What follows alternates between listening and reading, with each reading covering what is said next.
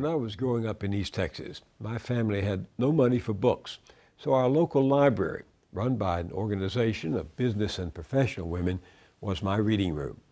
I remember the first 2 volumes I checked out as a kid, Jules Verne's Around the World in 80 Days and some long-forgotten primer on Greek and Roman mythology.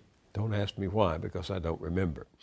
Years later, when I walked into the much larger library at the college where I was a freshman, shelf after shelf of books and periodicals stopped me in my tracks. And I thought, wow, all this for me? Some of the best hours of my life were spent in that library, paid for by the people of Texas. So I was saddened recently to learn that Texas has slashed its annual state library budget by nearly 65%. Public libraries all across the country face severe budget cutbacks as a result of the financial meltdown of 2008 and the reckless decision-making that led to it.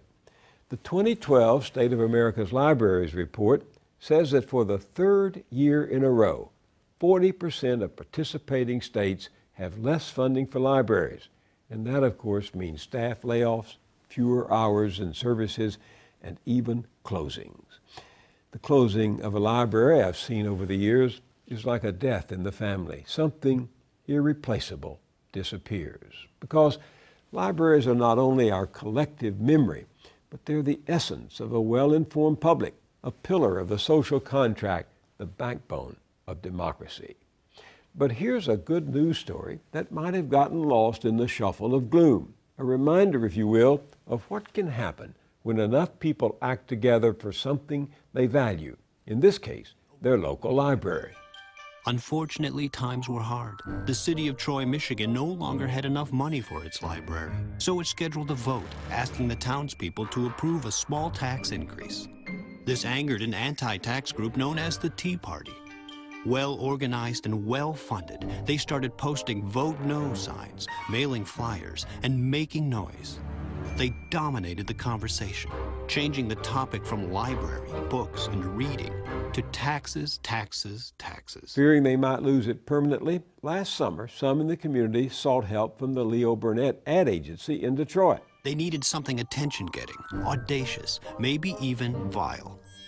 So we decided to form a group of our own and started planting signs around town that said, "Vote to close the library August 2nd, book burning party August 5th. The idea of book burning is bad enough, but gleefully making it a party, well, that angered people enough to send them to our Facebook page. You people are sick. This is disgusting. Reject the wackos. Vote yes. Ads were placed, flyers were posted. Soon the threat of a book bonfire was the outraged talk of the town and the news. Once it reached a fevered pitch, we revealed the true intent of our campaign. A vote against the library is like a vote to burn books. It worked. Voters turned out and the library was saved.